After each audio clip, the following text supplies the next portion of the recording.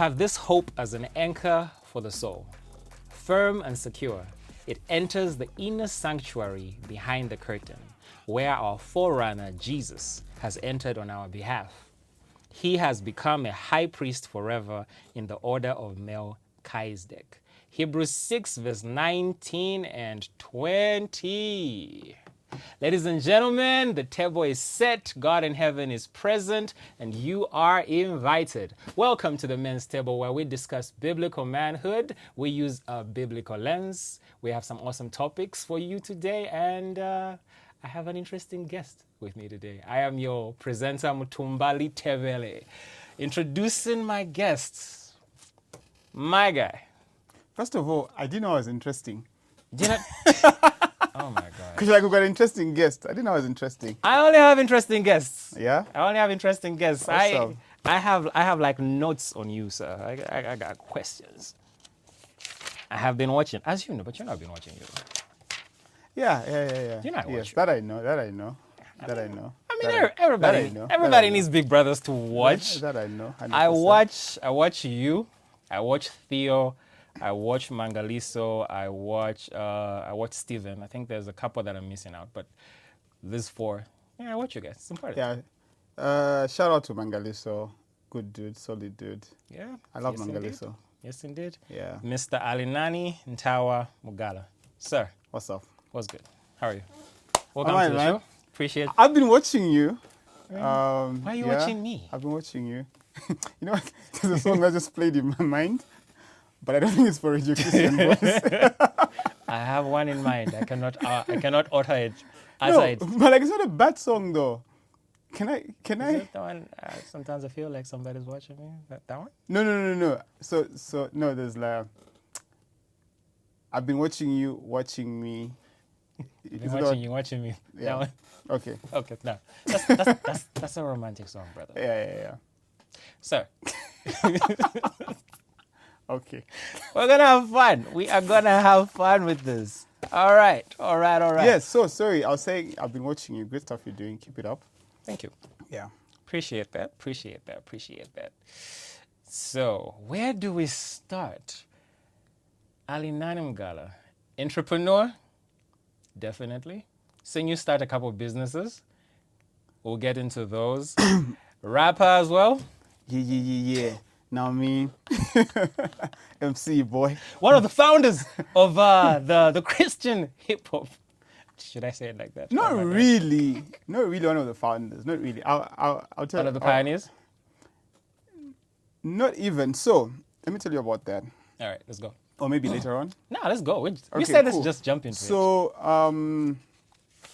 I know there are people that think we started this whole Christian hip hop thing, All right. but there were actually people way before us Nice. who got involved in who started this. And big shout out to Radio Christian Voice, who've been about since 1994. Like I So- told you, like I'm a proud son of the works of Radio Christian Voice. Let's go. I've been working with Christian Voice from the time it was on shortwave. I was a young boy. They transitioned to FM from the old Radio Christian Voice station in Lusaka West. I made trips there. Nice. I featured on New Gen a number of times. But of course. Yeah, this radio station here, like this building, I mean, through all the transitions it's gone through. I've been watching Christian Voice. And I've been part of it as well. It's been a beautiful journey. In some way. But yeah, so there were people way before us who were pushing this whole Christian hip hop thing in Z. People like Siddiq is now in the States. Okay. I think shout out to him. There were a number of people. There was this guy, I don't know where he is now. His name is Chanda Chapewa. Okay. And there's a song that... Rap name? No, like he just used to go by, I think, Chanda Chapewa. What? And Christian Voice used to play his music. Okay. Yeah. Then there was some silence, right? And that's when we then came on. Okay. So you guys were the resurgence. Yes, we were the reformers. The cross movement of the Zambian. Yes, then we came up, and then we were underground, I think most of the times actually. Okay. We pushed it to radio. We performed at gigs. Back then, there were no hip hop gigs, like No. exclusively hip hop gigs, No. right? Like we would go perform at a Jojo Mwangaza show, and they would put us at the end of the program, like That at is a zero, completely at Roomba 05. Yeah, like at 5. Ouch. I mean, like you go there at 8 p.m. You only get to perform like at 5 a.m. Yeah. When people were sleeping or like leaving Mm-hmm. Mulungushi, you know. We started having our own gigs, like we would have gigs at East Park, we would have our own shows. Yeah, so we You mean arcades? I mean, East Park was there. oh my goodness, arcades, yes. Yeah. Snap. East Park is the new arcades, though. Yeah, yeah. So yeah, and then now, shout out to guys like Gabby GP Yes. who are pushing an exclusively hip hop show. Yeah. You know, yeah. I mean, we organize gigs as well. Yeah, and then after that, there was then what you have now, guys who are like full time into it, and they're doing like exclusively Hip hop. I think hip hop. Yeah. I don't know what they call themselves, whether it's a new wave, I'm not sure. But you've got guys who are like doing it now, and it's like a cool thing to do now. I think whoever yeah. whoever take over now might be the new wave. Is I it? don't know. There's a bit of a stalemate at the moment. Is it? I think so. I'm not in tune. I mean, like I'm not in tune. So who do you know from the hip hop? Wait, Christian like hip hop right now. right now? Who do you think is around? Right now. Yes. If Josie J drops, then I'll be like, yeah, I know Josie J. If my boy drops something, Yeah. I'm like, I know him. Josie, this is a sign, my guy. Come on, Josie. If Josie J drops something, then I'll be like, yeah, that's my boy. I got I you. know him. I think there's a wave. I think we need a new wave, We do? right? Yeah, Mark yes, 44 is yes, still actually. doing his thing. M7 is considered hip hop, so he's still doing his thing as well. Who do we have? Pompey is hip hop / Afro, qualifies. Yeah. But other than that, though, the new wave, I can't name anybody. And it's not that I'm not in tune. Maybe they're underground. Yeah, maybe. But You never know. now, whoever rises in hip hop, I think we Will can be the call new them wave. the new wave. But it's been kind of. Yeah, but things have, I mean, like, a lot of things have changed, you know? And, you know, like with music now, it's very difficult to be, like, exclusive, especially if you're a hip-hop head. Like, it's very difficult to be Exclusively exclusively hip-hop. and pure hip-hop, Right. you know, because everybody wants to have mass appeal, Yeah. right? So that's why you find a Pompey who's a hip-hop head, but, like, he would Drake on his album. Yes. Right? Like he Drake, only one song will have like a verse. You know, like even Mag, right? Like Mag, I'm like the biggest Mag fan, right? And he knows that. So if there's anyone else thinks that I think Mag's number one, Muzina Machab, I'm like Mag's biggest fan. If you watch Mag perform, like Mag has got the dopest performance sets, or one of. If there's a gig and there's very Mag, hype. bruh, At the Pompey event, like, bruh, the energy. bruh, My God. bruh. Yeah. That's Mag. I mean, I remember when he did, what album was that? Jijue. I was looking for Mag the rapper, you know, and he was also... Kwelilika, I'm rapping, but it's But I'm not it's very rapping. fwenku. Yeah, I'm Franco rapping. I hear you. Yeah, I mean, like, things change. But anyway, yeah. I mean, we have to accept that. Yeah. We have yeah. to accept that. Yeah, we Okay. have to. The rapper, the entrepreneur, where did Jeez, we're that still come from? doing introductions. Well, Entrepreneur. I mean, it's not really introduction right now. We're jumping into everything. We're just jumping rolling in. with it. Okay. Where did entrepreneurship start for you? Why does it matter to you? So, I was in grade 8, right? I was in grade 8, Akablonga boys, the real Kablonga boys. Kablonga School for Boys. I was in grade 8, so we used to have this classroom in grade 8. Back then, like, things were real. We didn't have enough stools in our classroom because our main classroom was a lab, actually, an old lab. Okay. So we didn't have enough stools. So you find like when you go late for class, you probably stand like through 1 or 2 periods and then just make a plan somehow to find somewhere where you're going to rest your behind, right? So, and I would always be one of the earliest people to go to class. So I always used to hide like 2 stools because I knew of one guy two guys actually who always used to come late. So like when they'll come in, I'll be like, I can give you my stew, but it's going to cost you this amount. That's how I used to make my lunch money or my break money, actually. Nice. But I did it for a while and then I stopped. Shout out to my boy Chewe. Chewe was like my customer. Chewe and Suzio. But when I really started doing something like consistently I was in grade 11. My late mom bought me a disposable camera. Okay. And I didn't know it was a disposable camera. And I don't even know if she knew that it was a disposable camera, right? So like this camera would come with film. And once you take a certain number of photos, it will then become useless. The camera becomes useless? Yes. Wow, okay. So she gave it to me for my birthday. I was like, what am I going to do with this? Then I had a friend of mine who was a cameraman at school. I was like, you know what? I think I can do this. So I became the school camera guy at DK. And I made quite some money as well. So like I remember, and you know, back then, like when you do photography, you would have these things called films, right? You would have a 16 exposure.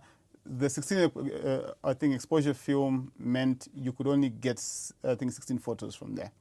And then you also had a 24 exposure. All right. Right. So like I'll buy those, I'll take photos at school, and then I'll find ways of sneaking out of school to go and develop Nice. and then I'll sell them.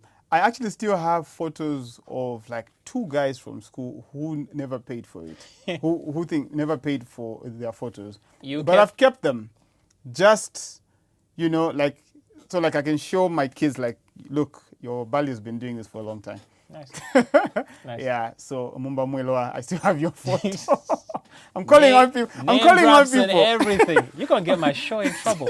I'm calling out people. So homeboy Mumba, I still have your photo.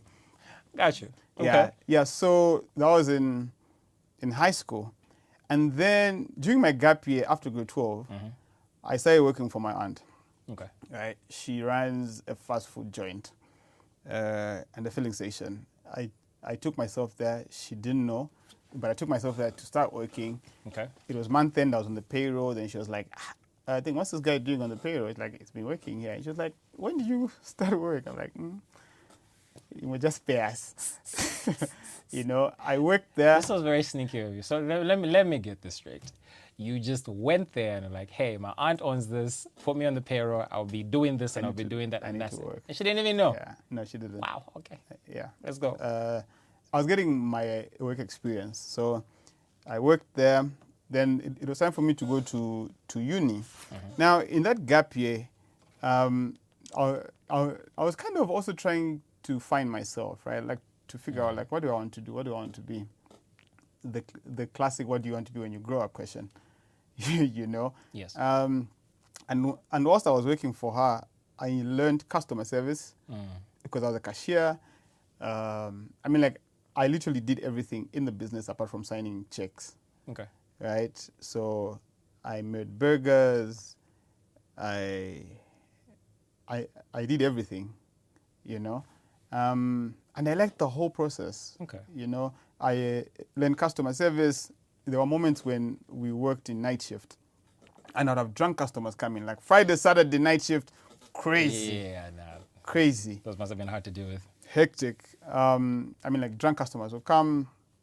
I met a lot of people, actually. Okay. So I learned my customer service from there. Then I got accepted. I went to UNZA in Master's Natural Sciences. It was there actually at UNZA when I started thinking like, you know what? I think I can do this business thing. Okay. But I didn't know exactly what business was. You know what I mean? Like I didn't know exactly what am I going to do. What I know what I was want to make driving money. you at this time though? When? Like Just everything that you were doing. The stew, the camera, the burgers. What was driving you if you didn't understand what business was? What's that driving thing for you? so one thing that was driving me, I think, is because I'm a people person, right? Like Yes, you are. I like talking to people. I like being in people's business, like good business. I like creating stuff as well. All right. I like creating stuff. I like being there for people and creating solutions for people, right? Like, yeah. Okay. So, like, I think that was just the side of me that was Driving that. you know, like driving all of that stuff. Okay. So now we get to Unza. We actually I get to Unza. In my gap year though, I've got this friend of mine, Peter Ntawa. He's now in Ireland. He called me and he had a business. He had a business plan. We're like, we need to do a magazine. In grade 12, we were in class, right? Like, and we learned a new word in class called gist. Not the gist that people, not the way people use gist nowadays, you know. And we were like, let's do a magazine, and we called it Gist Magazine. Okay. And Peter went on and did a business plan. And I remember there was a TV show that used to come on ZNBC done by Chibamba Kanyama. Okay. Like, you know, let's take this business plan to him, blah, blah, blah, blah. I was like, okay, maybe. So Peter kind of planted that seed in me. And I became a fan of Chibamba Kanyama's articles in the Post newspaper back then, right, where he would talk about business and stuff. And that interested me a lot. I started reading business books as well, American business books. And I'll tell you later on, there was a time I stopped reading American business books. Okay. Yeah. And then I went for a men's meeting at church. And I was never one to go for such meetings, right? First I was like, men is like for Balis, you know. I don't think I'm a Bali yet, you know. But for this one, I decided to go for it because it was an entrepreneurship meeting. Right. Then there was a guest speaker, and his name was Dan Sosa. And Dan Sosa is like the guy that sparked it for me. For me, and I can also say the same for Kenny, you know, Kenny Rock. Yes. Yes. Yeah. So we went there, and Dan explained his journey as an entrepreneur and why he was doing it. And for me, that was like, that's the reason I've been looking for. I've been looking for that. You know, and one of the biggest things that he said was he found it to be one of the ways he could make maximum impact and change people's lives. And I was like, that's me. I love people. I love to solve like, problems. I was like, that's this is it. me. Let's explore this, you know. And whilst I was on campus, I got into T-shirt printing. We would make cool Christian T-shirts with Ronnie. You know Ronnie? Yes. Ronnie Mboma. Mboma. My guy. Come on. My guy. Ronnie, I've been inviting you to the show for a minute, sir. Okay, let me talk to him. Come on. No. He hasn't said no. He's agreed. He's just been busy. Just been busy. I'm still coming for you, sir. I need you. Okay. Yeah. So Ronnie was my designer, my graphics designer. I did T-shirts on campus. I did T-shirts for a lot of campus associations. Nice. I think student fellowships. I was that guy. I sold computers. I sold phones. For the phones... You were doing everything. Yes. For the phones, do you know who my plug was? The guy that I still have a photo for from high school. The one who didn't pay? Yes. He's the one I used to get phones from. And like this one started off like playing, right? Because he was a hustler like from high school. He was my guy, Mumba. He was a hustler like from high school. So I would buy phones from him. And like that was when phones, like cell phones were just popping. Right? So like I'll get a phone, and when he has a new phone or like a better version, I'll like trade it in and then top up. And then I started buying more phones from him to resell on campus. Right. And then same with computers as well. Yeah, and like that was my thing in high school, in uni actually, my entire uni stay. And so like with the T-shirts, that started unlocking my creative side, right? And again, like I was saying, like I was still trying to figure out where do I do business in, like what space do I go in?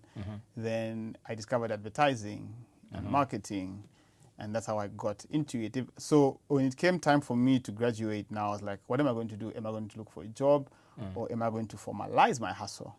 What did you eventually major in? Well, that's when you were in natural sciences. I did agriculture. Agriculture. Yeah. Okay. So, but my passion was in agriculture, was in advertising. Yeah. So by the time I was finishing school, I had to make a decision, Am I going in agriculture am I going or to am look I for going a to job pursue marketing? or am I going to formalize my hustle? Yeah. And that's how we started the Str8up Company with my co-founder, Chilo. Okay. Yeah. And there are other backstories to this story. A lot of things go on. But yeah. Okay. So that's how, And then I just got interested in business. I started educating myself, meeting people, networking, learning stuff, Okay. reinventing myself, failing, making it, everything. Hey, we are here for an hour, 40 minutes. You cannot skip through all those very important things. Some people don't even know what reinventing yourself is. Some people don't even know what finding a partner is. How did you decide that Chilu was going to be the partner to partner with? Chilo, my guy. Chilo, jeez, man. I love Chilo. Come on. Oh, yeah. I think that's the other thing I'm going to do on this show. Like, I'm going to tell a lot of people that I love. Let's go. Though not more than my wife, though. Of course. But yeah, like Chilu. So Chilu and I met 2005, I think. Okay. So in my uni days, I'm doing that hip hop thing as well, by the way. All right. So I teamed up with Kenny, Kenny Rock. Like Kenny was my rap partner. Okay. Right. We performed together, did songs together, we wrote together. But Kenny at some point was also in another rap group called Rock Fan Connection. They've got their own story to tell. So that group had Chungu, Ebo Chungu, had Kenny, had Chilu, had a homeboy Grant. Okay. It had Kuzwayo. Who have I left out? There were like 5 or 6. All right. So that's how I met Chilu. And I remember the day we met. So like Kenny told me, like, look, I'm with these guys. I knew Chungu then already. Then I got to know the other guys. Right. And that's how I knew Chilu. Then we could actually go and like perform or minister like together. And then there was this day actually I had a conversation with Chilu. He's a smart guy, like one of the smartest guys I've ever come across. Really smart dude. Chilu full name basis? Full name? Chilu Mulundu. Okay. Yeah. And I remember on this day, we had this conversation, like it was away from hip hop, away from music, but we talked about everything. We talked about philosophy, we talked theology, right. We talked economics, and we exchanged books. He gave me a book, Dead Aid, by Dambisa Moyo. I can't remember what book I gave Chilo, or if I gave him a book. And then I was like, I relate to this guy, So you work for a uni, right? One thing which I discovered, and like this is like a thing on personal philosophy I have. All right. I'm a generalist. Okay. Right? Meaning I know something about everything. Right? But you also have specialists who know everything about one thing. Right? And I got to see this when I was in university. So, because when you're in university, so like I said, I was in natural, sciences, right? When you go that path, you're going down the sciences path for your undergrad, right? And then, like when you go do your masters, you kind of start specializing. Yes. When you go for your PhD, you get to specialize. You even niche even further. Yeah. So like even like when you have professors, these are people who know so much about a very little thing, And I decided not to go that route. I was like, you know what? I want to know bits and pieces of so many things because you only live once. YOLO. And that's why Chilo and I ticked, right? Because every time I'm with Chilo, like when we're talking, we will talk about a wide spectrum of subjects, right. And I remember that day when we talked a lot about a lot of things, like philosophy, like I said, philosophy, theology, I think economics, sports, everything, and those are things that we were both passionate about. And we clicked, right? And then we then started talking about business. There was a student competition, a business competition by one of the banks then, Intermarket Bank. It's no longer in existence. Well, it's rebranded into another bank now. And we teamed up. We're like, let's do this. you know, and we called ourselves Alpha Plus Advertising. Okay. We had an idea of doing a rotating billboard. And we even did models, like we spoke to friends who were in the School of Engineering to do, mock-ups for us. We had this rotating billboard, which we wanted to put up at Arcades Roundabout, where there's a flyover bridge now, you know, and that was our idea going into this competition. And we were so confident we were going to win it. We're like, look, there's so many roundabouts in Lusaka. Imagine this, you know, like have this four-sided rotating billboards. So like you've got exposure in whichever direction of traffic. Right. Unfortunately, we didn't make the top 5. And we were like, where are we going to take this idea? Like, are we just going to abandon it? Like, is this the thing, end of the road for us? We're like, nah, we need to take it a step further. And that's how we ended up starting the Str8up Company. Nice story. Yeah. I So like that's Chilu. Chilu is my guy. That's my guy. We are no longer together, though, in the business. All right. Yeah. But we still remain good friends. Okay. Yeah, we still remain good friends. He continued on in marketing. I don't know what Chilu is doing. Chilu, what are you doing, bruh? What are you doing with your life? No, Okay. he is a creative. He does freelance work for a lot of people. Okay. I think, like I said, he's a really smart guy. Okay. He does, I think, script writing. Right. One of the brilliant minds out there. Nice. Yeah. Was this a difficult decision, parting ways? Yes, it was. Because, like, Chilu was, like, my best friend, you know. And I think up to now, like, Chilu is still... One of the closest people, too. Yeah. And the funny thing with our friendship is that I rarely meet him, right? Like, we hardly meet, we hardly talk. But when we both have moments, we text each other. Like, Chilu texts me music at 3 a.m., right? And it's like hardcore hip-hop. Nice. Right? Like, do you remember this song? These are like, you know what I mean, right? Yeah. And when we meet, if we meet and we talk, you'd think we are We're like... talking every day. Yeah, like we've got a very strong bond. Okay. Yeah. And why he left, actually, let me say this, and this might probably be like segue into something else. Why he left. There was a time when he had to enroll for Bible school. Okay. You know, and the business was like in its infancy, and it meant him being away from the business like much of the time. Right. And we had to have a conversation. I was like, bro, I need you here. Yeah, you know, I was like, Right. look, dude. Yes, sir. If anything was to happen now, like if the business was to blow up, I'll feel some type of way, you know, because you won't be getting half of what you have been put in, you know. Or if the opposite was to happen, I get you into debt. It'd be unfair for you to bear this liability When you were not here. when you are not here, Right. you know. So it was tough. It was tough. I got you. But I do engage him once in a while, like if I need his services. Okay. Yeah. So that's how he went. And I really hope one day he can come back to Str8up, though. There's always a seat for him at the table. I got you. Yeah, because he's my guy. So the reason why I wanted to park here is sometimes in business we do not know when to part ways or when to partner as well. What are your perspectives around looking for partners, being able to... That was a hard decision, but it looks like you had an honest conversation with a good friend. He understood, and you didn't only point out one side. I appreciate that. Yeah. You didn't only just point out, hey, if we blow up and I make money, I'll feel a type of way. But also, listen, we could tank, and then you start paying up as well. Yeah. Could you speak on, in business, you need to understand when to partner and when to part ways? Could you advise on that? Yeah, sure.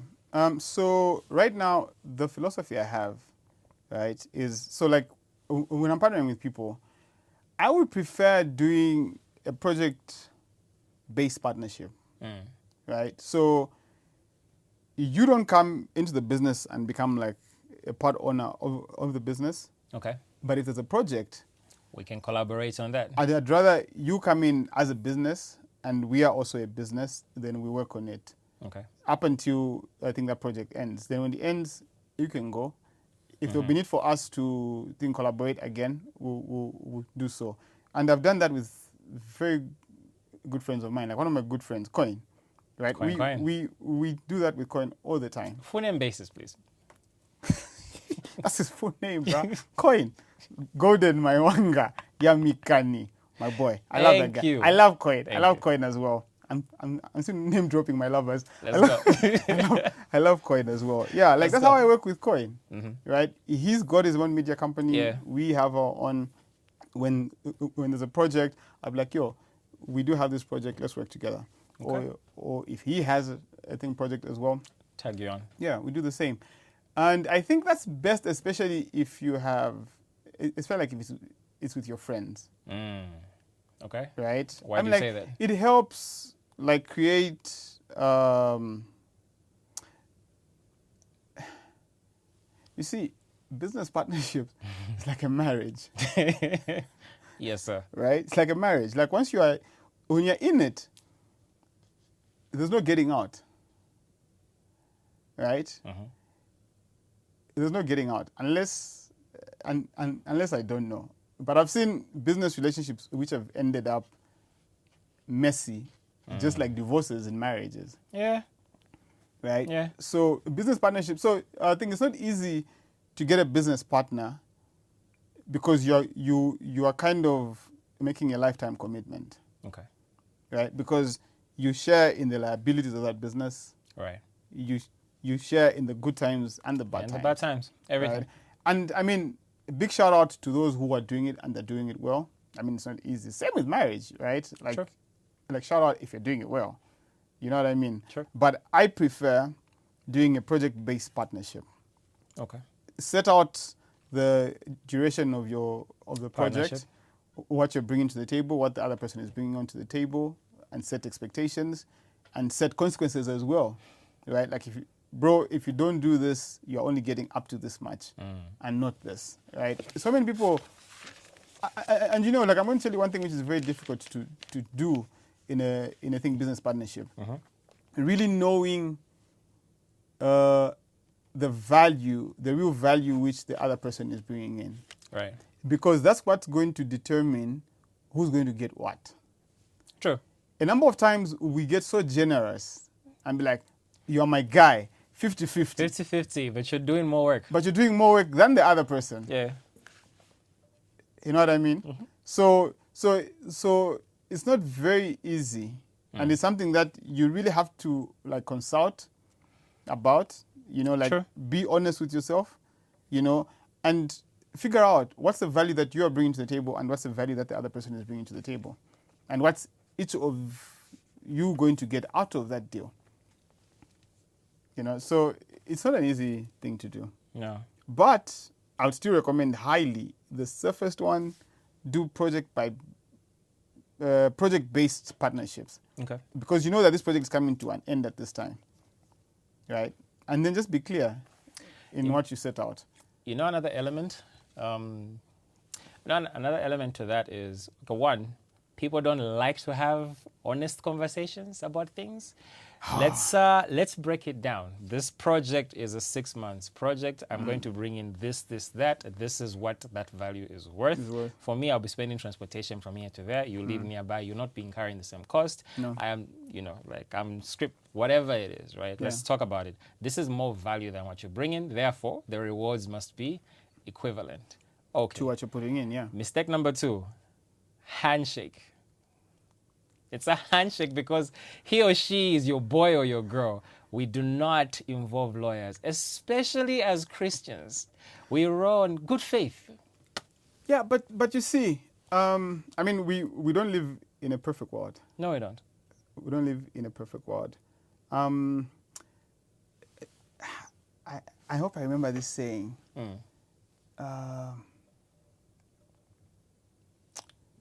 Anyway, I'll try and look it up.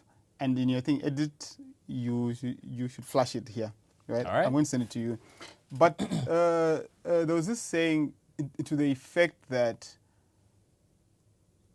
when you're doing business with brothers, right,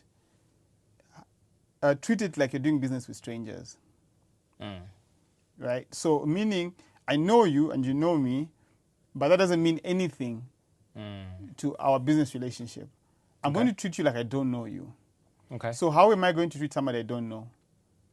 Careful every single way. step. Exactly. Right. After that business is done, we are friends. We're boys again. Yeah. Like, that's the safest way of doing it. Okay. But the ideal thing should actually be, look, you're my brother, right? And I don't know if I'm allowed to use this word, but I can't screw you up, right? Ideally, that's the way it's supposed to be. You know Good what I mean? Exactly. Good faith. Like, look, you're my boy, because your win is my win. Yes. My win is your win. So let's do this. Let's share the cake. Because if you are not winning, I'm winning, I'll have black tax to pay to you. Yes. So actually, it's for my own good that I make sure that you win. True. Ideally, that's the way it's supposed to be. You know, so a handshake should be enough. Right? Acting in good faith should be enough, ideally. But unfortunately, if that doesn't happen, sometimes, let me give you 2 examples that I always look at of friends who were doing business. Right? Example number 1, Rockefeller Records. Right. Right? Jay-Z, Biggs, Dame Dash. Right? They built something big, and they were friends. Right? And then that didn't last. Then in sports, you've got LeBron James, you've got Rich Paul, you've got Marv Carter, and what's that guy's name? Randy Paul. No, I forgot his name. His name starts with an R. They've known each other since high school. They're doing big businesses, up to date. Right. Rich Paul is a sports agent. He's LeBron James' agent. Marv Carter is LeBron James' business partner and business manager. Then the other guy is actually, he's LeBron James' chief of staff. Right?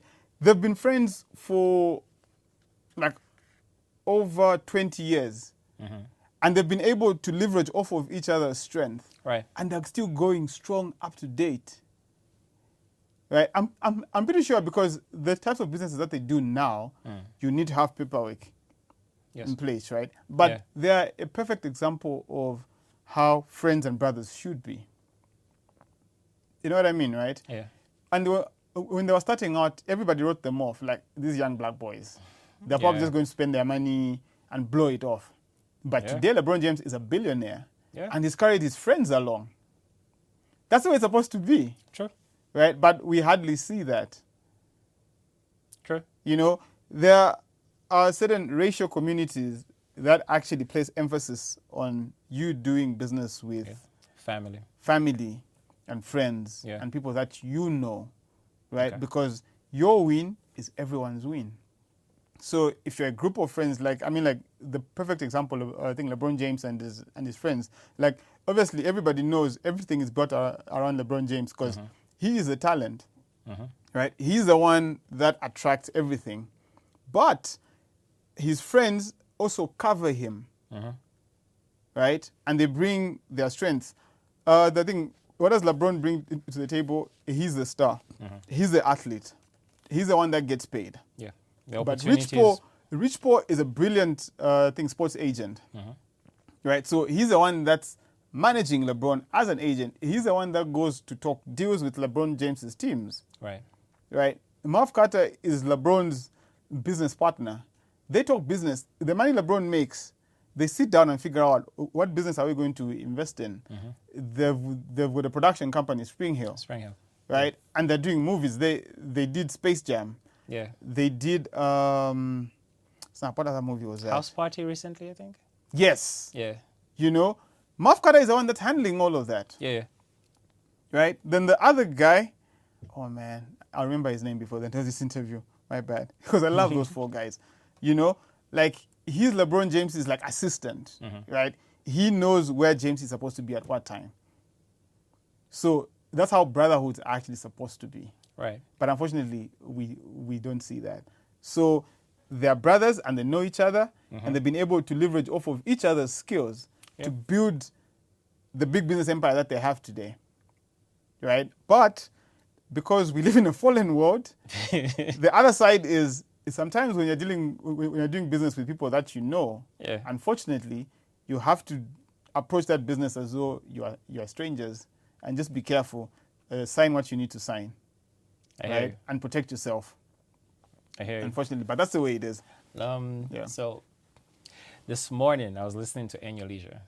And I was Oh, listening, yeah. So I was listening to Dope the episode. podcast. Dope podcast. Amazing podcast. Amazing people. Yeah. So the specific episode I was listening to was Rich Paws. Oh, yes. Yes, I was listening to that this morning. Yes. Right? I watched that one last week. Yeah. It was last week or the other week. Yeah. There's something very cardinal that he says in that podcast. And he's like, I was on LeBron's payroll for only 2 years. Yes. It was important for me to get off it. Yes. And it was like, I'm also glad that I was not his blood brother.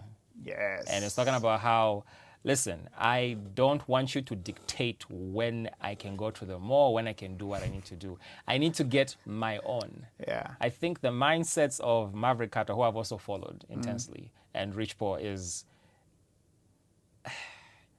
I'm coming under you, but I'm going to do my own thing. Yes. And I'm going to stick to my competences.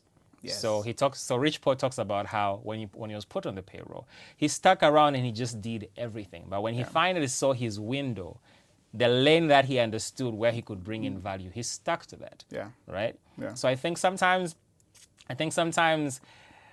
when you are not the star of the group or not the one who the door is open to, the mindset of the people, the mindset of those people is very important, right? So when you have people around you that want to, okay, fine, how can I grow what we are doing, right?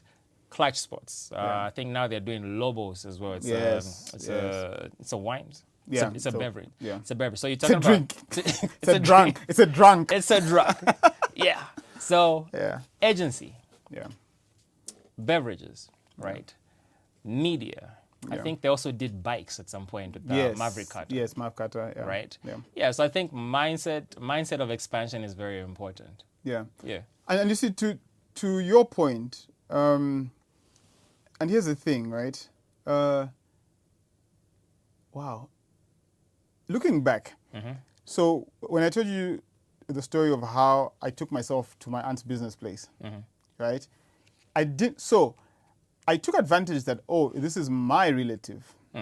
But I wasn't going there to say, this is my relative, let me go relax. No. You know what I mean, right? Yeah. I mean, like I said, I did everything there, right? If it meant cleaning the floors, I cleaned the floors.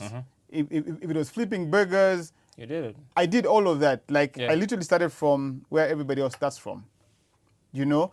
And I was doing that to teach myself, educate myself. And I didn't say this earlier on, I actually owe that experience, I actually owe where I'm at today in business to a good degree to my aunt. Nice. Because that's the only work experience I have, by the way. Right? That's the only work experience I have. Okay. I learned how to prepare checks from there. I learned how to prepare invoices from there. Right. I learned customer service, like I said, from that experience I had. At Just Chicken. Shout out to Just Chicken. Let's go. You know what I mean, right? Yeah. And I worked for her in my gap year. When I went into uni, every time that would close school, I'll go back. Until eventually, when I was like, this place is not working, like it wasn't challenging me. Yeah. Then I stopped to completely go and focus on my T-shirts. And that's how everything came about, right? So if you know someone who's happening in your circles, right, your mindset shouldn't be, what can I get from this like person in terms of, let me just be a leech and just benefit from them. Right. Right? Your mindset should actually be, okay, how can I help this person sustain this happening and make it last for as long as it can? Right? What can I learn? What value Can I bring? can I bring Right. to this thing? Right? If you've got a rich uncle, rich brother or thing, whatever, and they're running a business, find out what value can you bring to them. Let them not just pay you because this is my brother, this is my friend, this is my homie. No. Right? Yeah. Take value there. And then put a price on it. Right? And depending on what it is that you want to achieve, I mean, like, it's not a bad idea if you just want to go and work there. But even as you're working there, what value are you taking there? Right. Right. You know what I mean? And that's a mindset that Rich Paul was talking about. And that 2 years, just for the people that didn't get it, that 2 years when he was on LeBron's payroll, it's because LeBron is a generous guy, right? And Rich was like his homie. You know, so it's like, look, man, I'm making it. Come and hang around me, you know? And you get some of the money that I'm making as well, right? So he had that payroll. And it was that time again, like when you look at sports, actually even here maybe, like when you look at celebrity culture, the star always has people around them. Yeah. Their guy. Yeah. Right? They're always there. And some of them are not even doing anything. No value whatsoever. Yeah, but again, you're like, nah, it's my homie. Boy, now, Girako so, you know? And the money doesn't even come like every month. And like, it's not even like well structured. It's just Right. like, oh boy, there's a show today. Ane, Girako aka. You know, but for how long are you going to Girako aka? You know, and that's where Rich Paul was coming from. So for 2 years, he was just around LeBron and got that money. Then he realized, like, look, I can actually branch out and do my own stuff, right? Thank God I know LeBron, who's put me in this position. Right. So I'm going to take advantage of everything good that comes with being associated with LeBron, right? And there's nothing wrong with that. So don't feel shy if you know people who are doing stuff. Yeah. Right? Yeah. Benefit from the privileges that come with you knowing them. But Bring value. bring value to Yeah. them, right? Yeah. Don't be like people that hang around politicians, especially. You know, Yeah. you know what I'm saying? Yes. Like, Yes. I know the president. I know this guy. I know this guy. Then the moment that person leaves office, you also become useless. Right. You know, but so take advantage of the people in your life that are in certain places and spaces and positions. Opportunities. But bring value. Bring value. Okay, and just do it right. So, Snap, what was I talking about? Anyway, yes. So that mindset that Rich Paul had, Yes. you know, it's like the Apostle Paul, like when he was saying, like, let this mind that was in Christ be in you also. So let that mindset that's in Rich Paul also be Impart it on them, man of God. touch the let it camera be and the in you microphone. as well. Yeah. And Got you. and again, like I think personally for me, I've also benefited from a lot of people. I'll give you an example. Should. Chiwamba Kanyama. All right. Let me tell you how I got to know Chiwamba. So I was in a campus fellowship called Chi Alpha, where he was the patron. Okay. And one time he came for fellowship and he was just like encouraging us and motivating us. And he was sharing a story of how him being a journalist landed him in so many people's offices. Right? Like he could just call the Minister of Finance's office and like, oh, there's this Chiwamba Kanyama from ZNBC. Right? So he was writing on the ZNBC name to go have an interview. I was like, smart. I went to him as well and I was like, oh, I'm Alinani, I'm from Chi Alpha at Unza. Because I knew like he's a patron for Chi Alpha. Yeah. So he will give me audience. Right. Like that's how I knew him. And he was our first client at Str8up. Right? Nice. And what that did was that his network in a certain way also became my Your network. Right. You know, so most of the people I knew from the time I started relating with him, like from 2008 till about now, right? Like most people I know are because of him, you know. And there are times like me and Chilu would actually call up certain people. I mean, like we knew about these people because we were, I think, hanging out with Chiwamba, and we'd be like, you know what, that man would be good to talk to. Let's go see him. And you know how we'd go there? We'd go in the name of Chiwamba Kanyama. Right. Right? And I'll give you one example of a great man who we visited frequently, Dr. Nama, Bishop Nama. Bishop Nama. He has a lot of respect for Mr. Chiwamba Kanyama. You know, so if I go to him and he's like, you are Chiwamba's boys. We are in. Audience. Yeah, so initially we went there and he would see us as, oh, these are guys coming from this man. Right. And then after that now, we then had to show him our value. Right. Then he then started relating with us as just us. Yeah. And not because of this other person. You cannot continuously ride on the value of somebody. No. You need to bring in your own value. Yeah. Eventually. Yes. But see what you can get from the people that you know. Right. And I don't mean that in an abusive way. Yeah. Right. But prove that you can bring value to the table. That's what networking is all about. Yeah. You know? Yeah. Yeah. I got you. Segueing into Str8up Sports. Ha! Yes. Yes, I mean, we're just from talking about it. When I saw how you were moving with Straight Up, I was like, with the sports section, I was like, I see a lot of rich boy in this though. Yeah. Like, this So, man. so Talk to me. So I'll tell you about Straight Up Sports. So again, going back to the conversation that I and Chile used to have. So Straight Up Sports was initially supposed to have been launched like in 2014, Okay.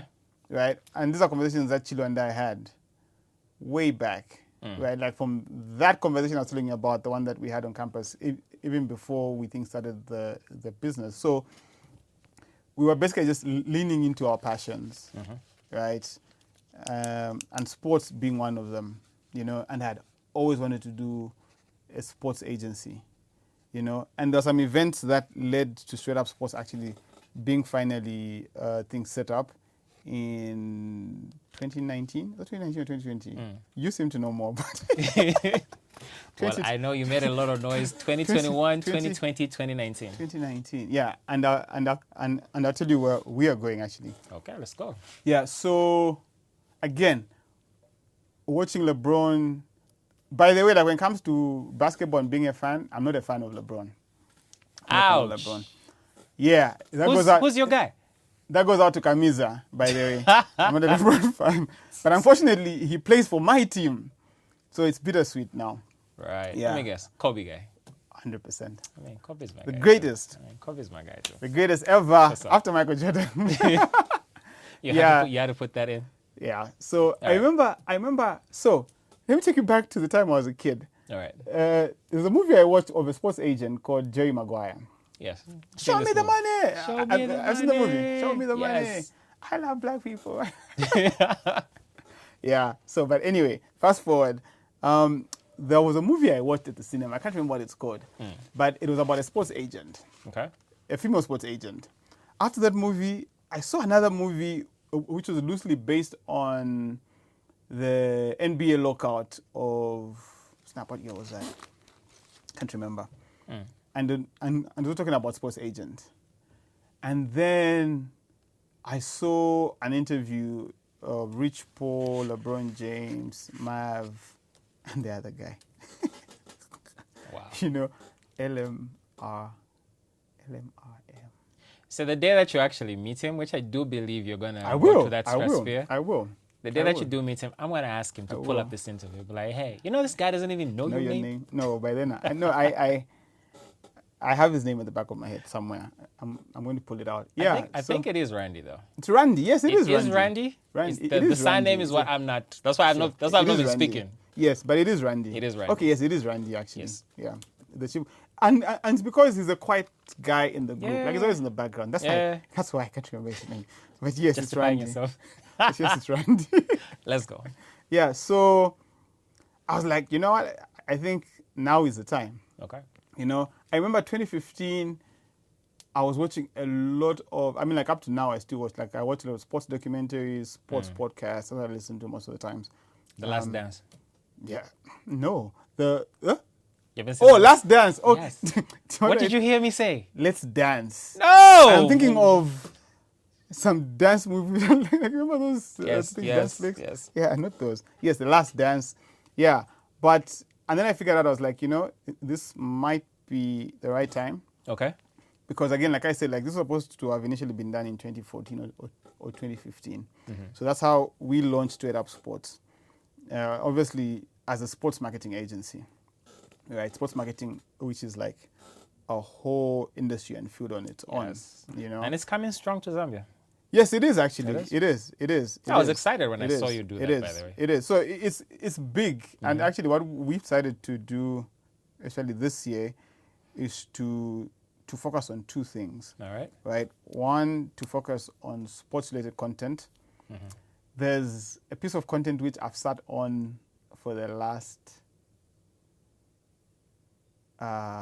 year and 6 months. It's Okay. really good, but it's coming out in January. Platform? It'll be online. It'll be on YouTube. It'll be everywhere. Okay. And that's the direction which we want to lean in mostly, right? And then also do advisory and management of athletes. Okay. Yeah. So, yeah. But if you watch this piece of content, like it was done last year, It's really good. It's 7 minutes. It's seven. I'm telling. Okay. It's 7 minutes. It's animated. It's based off of Zambia's 2012 AFCON win. Okay. Yeah. All right, I'm excited. So was I supposed to? Anyway, it's okay. But anyway, No, you're actually not supposed to. Not but whatever. It's you. It's okay. So It's a show. ideally, Let's go. this was supposed to have dropped last year, 12th February. Okay. 10 years after Zambia's AFCON win, right? And then I just Still don't in the know. 10th year. We're still in the 10th year, right?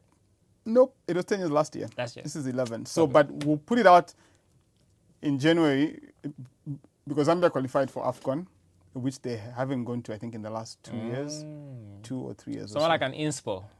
They were I hope it inspires the guys. market it that way. I hope it is. Yes, like that's so like when Zambia qualified, I was like, I think this is the right time to put it out. Let's go. Yeah, so we'll put it out in January, or maybe no, December is too busy. We'll put it out in January. December is too busy. Yeah, we'll put it out in January. So yeah, so that's why we did I think Str8up Sports, primarily, like I said, to do sports content, because I consume a lot of sports content, a lot of it. So you understand the industry. Yes, but the local industry is different though. The Zambian industry is different, and that's why we've been trying to figure out the best way of being consistent in the local industry, right? It does have a different life of its own. Yeah, it does. Yeah, even the opportunities and how the. It does. It I does. get you. It does. I get you. And like when we started, so now as an agency, or as an agent myself, where we manage athletes, this actually started way back, right? As in managing personalities, by the way. Okay. There was a time actually when I was supposed to have been an artist manager. All right. Yeah, and then Record label and everything. I was like, I'm going to leave this to Steve. Yeah, because the thing is that I was too close to the brothers, some of the artists that we have today, and we just couldn't seem to be on the same page, right? Managing people is a lot of work. Managing artists is a lot of work. I have done a couple. Managing artists is crazy. It is. And I was like, you know what? I'll keep our friendship. I'm not going to do this. Okay. Right. So, but so I was like, anyway, let me try with athletes. Okay. It's a bit different though, like with athletes, I think sports guys. Okay. It's very different from managing musicians or I think comedians and stuff, because athletes take a while before they become stars. Yeah, and you need to believe in them. Yes. So it's different. For the musicians, just one song. If a song starts making waves, bruh, I'm gone. You know. So I think that's the difference between managing athletes and managing musicians. But yeah, I think, like I said earlier on as well, like I love creating solutions for people. Nice. You know, so people think I do a lot of things, but when you look at it, I do the same thing. In some cases, it just takes different forms. Okay. Right? I mean, like, even with our first client, like Chibamba, we were managing him. Right? We were providing solutions for him. Right? Even right now, at Str8up, I'm not calling them influencers, but we do have people that we do brand management for. It's almost the same thing, right? Only creating that solutions for people. Exactly. Okay. You know, around their brand, obviously. Okay. And who they are. Yeah. I got you. Before we move on from the sports section, question. It does almost feel like something has broken for Zambia, right? Like there's an entire spiritual conversation around this. I'm not going to try and make this. Yeah. I'm not gonna make it spiritual right now. Yeah. But there is that conversation too. Yeah. But Yeah. something has broken, right? We now have representation. I mean, we've had in the past. That's not disrespect. We've had, but it's been in spurts. But now you find that you have 3 big names in football with actual proper contracts at once, right? You've got Simkonga, Yes. running, and Yes. you have a few others as well, not on his level, On but his level, but they're they're coming also up. there, right? Yeah. It's like something has broken around sports. We're also being recognized for that. It's I think it's a beautiful time. Yes, it is. It is. So, I think so. You know that statement, Zambia Kuchalo. Yeah.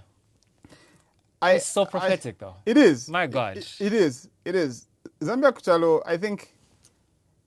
I don't know who's responsible, but like it's a theme. It's a statement that can actually be used to drive a national philosophy. Yes. Right. I'll tell you something. A long time ago, it would be difficult to find Zambians on international stages in various things. Right. Right? It would be very difficult. Be it at the UN, at the World Bank, be it in sports, be it in music, in so many things. But the last few years, we've actually seen Zambians excelling in different things, right? Yes. And I think that's something which I don't know what department of government is responsible to grab that and run with it. Yeah. Right? Because there are so many people doing great things. And coming to your thing of sports and people having good contracts. Sorry, before you actually move to that, they held a meeting at the beginning of this year, the diaspora something in Livingstone. I think that's an attempt to try and do that. But go on. Yes, I remember, and they had a follow-up one in Washington. Nice. A few months ago, actually. Nice. Yeah. Let's see where that goes. Yeah. As you were talking about. Yes. You about to jump back to sports? Yes. So we do have guys who are doing in football, just football. Yeah. So big shout out. There's a page on social media. I think it's on Facebook, Instagram, Twitter. It's called It's Polo Die Hard. Unfortunately and sadly, the founder of that actually died last year, I think. And I haven't been seeing much traction on that page. I think I should go visit it. Yes. There was a time when they would be putting out talent, Zambian talent that's playing in Europe. And there will be names of players that I've never heard of. But there are so many Zambians playing football in Europe. Nice. You might not be seeing them in the Champions League, but we have a lot of guys playing professional football out there. I remember when I was growing up and you have the national team assembled, you'd only have like 2 foreign-based players, three at most. Like I remember after 94, after Zambia went to the Africa Cup and came out second, we had a good number of guys who found opportunities. Yeah, and went to play. And then after that, the numbers dropped again, right? But today, I think you're able to form a foot squad, your first starting 11 of foreign-based players. Nice. Okay? Now, whether that's a good thing or not, that's a whole different discussion, right? That's a whole different discussion. I mean, like obviously you'll be looking at quality and stuff. But what I'm just trying to say is that we've seen an explosion of people going out, right? You mentioned that there are people who have good contracts. There are actually quite a lot of people who have bad contracts as well.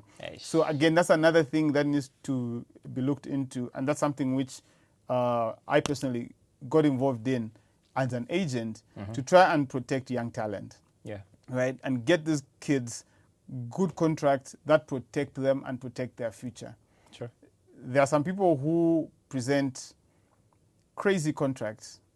And unfortunately, we have players who only realize this like when it's like a bit late. Yeah. You know, but there are quite some honest guys who've come up and they're doing a good job with these young talents. But yeah, we have seen an explosion of Zambian athletes who are doing well on the international scene. And my appeal to the government, right, is put in as much effort. Yes, I know football is our second religion in this country, right? It's like, I mean, yeah, just a few points below Christianity. Even when, right? Even when we're at our lowest, we always support them. But no, we do. There are youngsters doing really well in the so-called minor sports, who are actually representing Zambia at continental levels. We've got African champions in badminton. Nice. We have African champions in swimming. Nice. We have African champions in various sports disciplines. But The funding. no one the pays attention support. to them, which is very sad and very heartbreaking. You know, but if we embraced Zambia Kuchalo, like for real, you'll be able to go and support badminton, you go and support tennis, you go and support swimming, you go and support MMA, Yeah. right? Because we have youngsters who are putting their hearts on the line to go and represent this country. Yeah. And they're doing really well at the world stage and at continental stage as well. Sure. So if they could just get, you know, a good fraction of what our favorite football gets, you would see a lot of medals coming into Zambia from these other sports. I hear. Football is what we call, I think, Ichipuwa Chandi. Whether they perform or not, we still love it. We still love them, you know. And that's why, like, when we started Straight Up Sports, even before I became licensed, football You agent. tell that story as well, though. That was a bit. Before I became a licensed football agent, our focus was on the so-called minor sports. Okay. Right, and we just wanted to show people, like, look, there are actually athletes in other sports disciplines Right. who are doing well and flying the You Zambian flag represented swimming, running, and basketball. basketball. Yeah, right? very expensive undertakings, I must say. Yeah, I mean, there was a lot of branding. I saw it.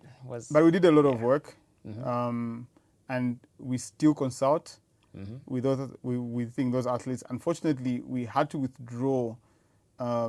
Because, like I said, it's very expensive undertaking, right? Because you are literally trying to put on the map something which people don't pay attention to, right? But again, as a content creator, right, and as a creative, you always have to find ways, like, okay, how can I make this attractive for brands, especially? You know what I mean? And what we were trying to tell brands is, like, look, you can actually associate with these other people who are bringing glory to the country. You know, they're not playing football, but they are winning in their lane, you know, and that's exactly what we try to do. And I think, like I said, I mean, football was and still is like a low-hanging fruit because you've got the eyeballs, right? But I strongly do believe that the other sports also need the attention. Deserve the attention. Yeah. Was it easy getting the license for football? Yes. All you need to do is just apply to FAS and go sit for an exam and then pass it. All right. Great. So passing is not easy. Oh, okay. Yeah, passing is not easy. Yeah, but just go and sit for an exam, pass, and then do your thing. Okay. Yeah. I got you. Trevor Noah. You're minted into his one of his best shows. He cracks a joke about you in it. Trevor. And yeah, how do we get to a point of, and he wasn't small then. So I mean, he's huge now, but he was still big then. yes, he was quite big. How does that come about? So when we landed Trevor, so those were the early days of Str8up Company. Again, like Chilo and I love a good laugh, right? Like, we are always cracking jokes, you know, we're always laughing at something, you know. I love laughing. Yeah, so what happened was, there was a time I love sitcoms, right? Then I tried to get into stand-up comedy, as in, like, watching stand-up comedy. Sorry, I thought you were gonna take the stage. About that. Yeah, so a lot of stand-up comedy that is out there, actually, even up to date. But, like, back then, it was like, it had, like, a lot of vulgarity. So I was like, you know what? Yeah. As much as I love jokes, I can't stand this. I'm a Christian. I'm a man of God. Yep. So I canceled stand-up comedy. Okay. Yeah, that's like, I'm not going to do it. And then one day, I remember, I don't know who I got, is it Crazy Normal? Or Daywalker? I don't know. Like, one of, I think, Trevor Noah's earliest shows. I watched it, I was like, who's this guy? You know? I laughed that night, I remember. I laughed. I was like, I had just finished uni. And then I called Chilo. I was like, so the friends of ours that we know are very funny. They're, like, very funny. And we were like, what if we did a show and got these guys on? You know? Then we started Str8up Comedy. Straight-up stand-up comedy. Yeah, we had guys like Nkisu, HK. HK. Yeah, we had HK, we had Kayambila, we had Chungu, I think Ebo Chungu Msuka. Yeah, because Chungu was like funny, like when we just hung out. We had Snap. Who else? Anyway, like just a few guys. Right. And we got them together. We started organizing these stand-up shows every Thursday at Str8up. Yeah, we ran straight-up stand-up comedy for like 18 months straight Okay. in Str8up. Always selling out Nice. on a Thursday night. I attended a couple of those. I They were remember good. some head of marketing for a certain brand. Like before our first show, I was like, "Look, this is what we are planning. Can you like be our sponsor?" It's like on a Thursday night at Str8up, no one will come. We can't.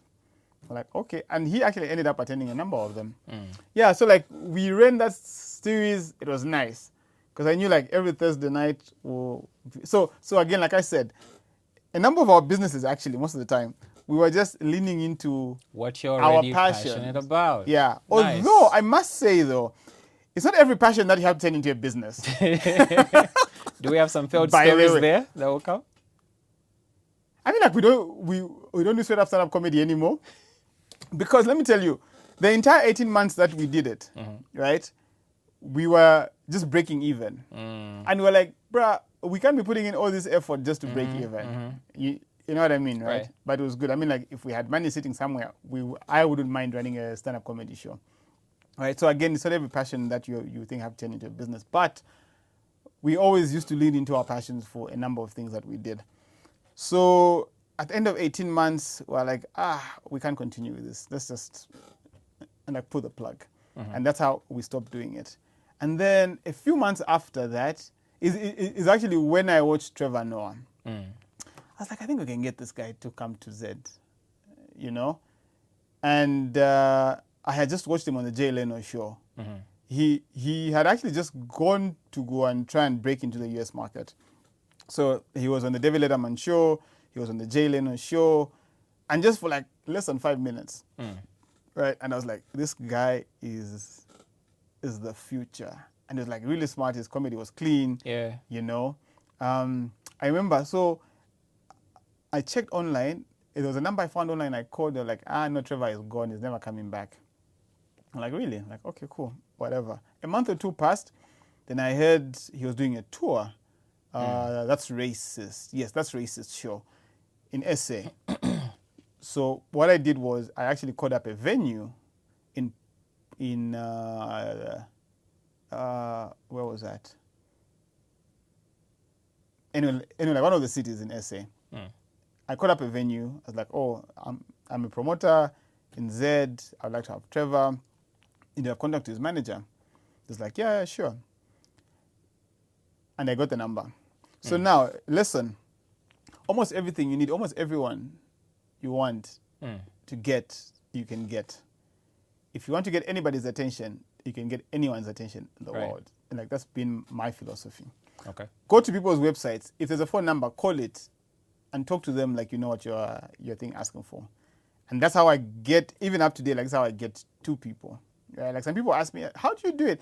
Like I just go up and look for contact details and get in touch. Right? Again, it's not everybody who's picked up my call or written my emails. But you made an attempt. Yes. So I called, I spoke to the manager, and that conversation only lasted for like 3-4 minutes. And he was like, yeah, cool, give me the dates. No, they gave me the dates, like, okay, this date, I think we can do it, blah, blah, blah. Okay, how much? Okay, cool, blah, blah, blah. I went to look for sponsors. I went to a number of sponsors. Some turned me down, but was some more like on the fly, like, yes, let's do it. Nice. Yeah, and that's how we managed to get Trevor for the first time. That was like 2012.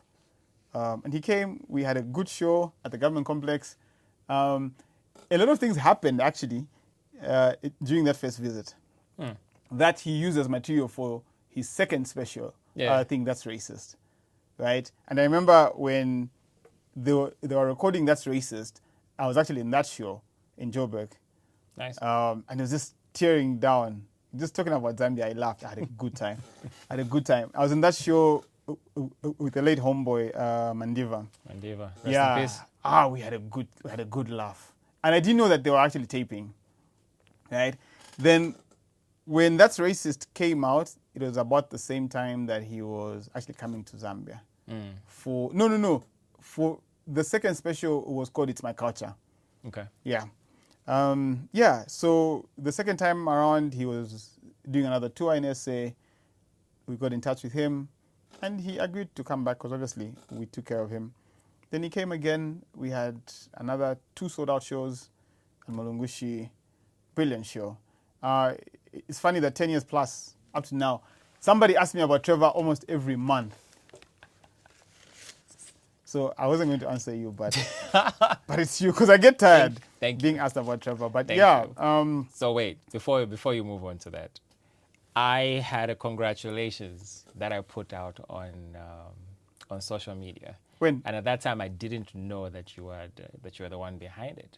And what I said was, congratulations to whoever organized this show. This was amazing to sell out 2 days and to bring this great this community, like to do this. This was not small. This was good. Congratulations. I didn't know who the organizers were. So now I'm delivering it to you. Couple years later. Where was this, on Facebook or Twitter? Facebook. You know that thing where you know that this show was sold out, yeah. And this is somebody who's huge for the African continent, and you're like, wow, somebody in Zambia managed to bring this person in. 2 sold-out shows. Congratulations. So, my guy, congratulations. Thank you. That was a big milestone. That's why people keep asking you. Yeah, people keep asking me what. Big milestone, my guy. Funny. But yeah, I mean, I do appreciate that. Thanks a lot. I mean, like, that was also another pivoting point for us because we were just a small brand, right? And then we did that. Yeah. So, like, when that happened now, we then started getting interest from people like, who are these guys and what are they doing? Want to work with you. And those were like our early years, our struggle years. You know what I mean? Like, those were our struggle years. Yeah. And we managed to pull it off. I got to know a lot of people actually from that. Nice. Because I remember I'd get phone calls from like CEOs. Nice. It's like, hi, is it Trevor Noah tickets? I'm like, they're sold out.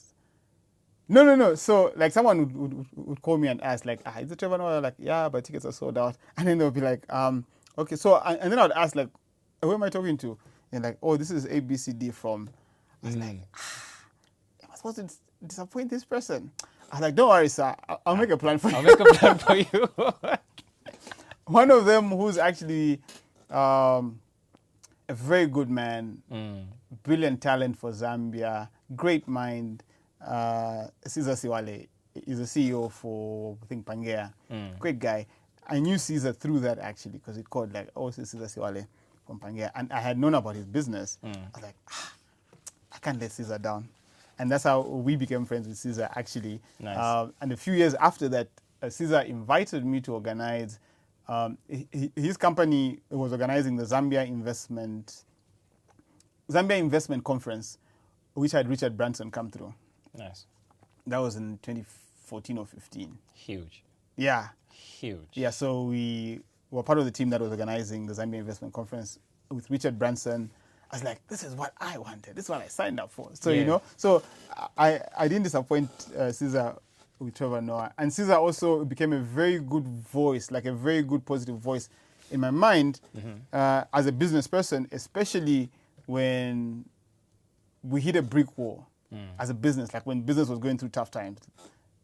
And like Caesar is a guy that I would go to and we sit down and we talk and he would just like encourage me and like, you know what, I think keep going. Nice. So yeah, and a number of people actually, I got to know a number of people. I got to make friends through that. And some of the friends like I'll make on Twitter especially, right? Like a number of people on Twitter I know because of the Trevor Noah show. Right. Yeah, people like Ngoza, a very good friend of mine. She's HR at World Vision now. Nice. Yeah, and a number of other people, like I knew them through. So it was a good period, the first show and the second show. Although there's another story to the second show. But yeah, like it was a good experience. What happened with the second show? What's the story there? Do you have time? We do have time. Okay, cool. So again, like this is the other side of business now. So we did a second show, which sold out, 2 shows. Unfortunately, we didn't make money on that show. Break even? We made losses.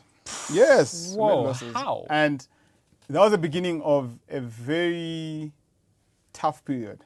Okay. Okay, so the venue we used, I'm not going to mention the name of the venue.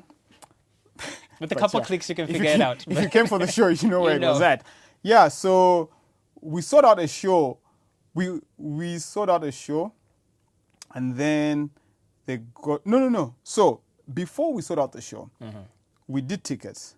Okay. We were given the capacity of the venue to being a certain number, Right. right? Then doing the preps, and when we put tickets on the market, we realized that the venue was actually smaller than what the number we were given. So we had to record. For 2 shows, we recorded about 1,000 tickets. That's a lot. For 2 shows. That's a lot. We had to get about 500 stack from each of the shows. Right? So that was that took us way beyond, I think, break even. Then the second one wasn't much, but it just added salt to that big injury. Right? I remember the quarter started acting up. Okay. Right? And I wish today the quarter could be what it was then. But I remember there was this exchange rate went crazy. Because in that 1 year from the first show to the second show, Trevor's fee also went up. Right? And that's why we changed venues. Because remember, at first the first show was at another venue. Then, for us to afford him for his new fee, we needed a bigger venue so that we'd have more people. Yeah. So that's why we decided to change venues to go to the venue that we went to. It was that his fee had gone up, and the dollar started acting up. But again, we're we're still within. And then what hit hard now was the tickets. So as much as we sold out and had a good time, we made a huge loss. My God.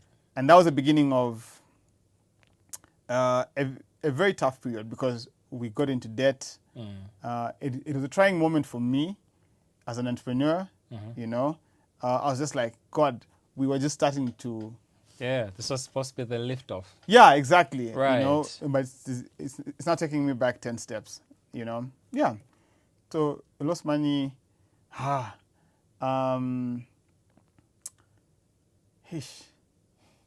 Yeah, I think got into debt, crazy debt, and the debt was just piling up. Yeah, piling up. How do we That was a bounce? phase now. That was another phase. So that phase, as a man, how did you handle it mentally? What things did you put in place to bounce back from that and recover? For anybody that is listening, going through anything trying, business, life, family, marriage, whatever it is, walk us through your story. How did you bounce back? What helped you? The grace of God. Break it down.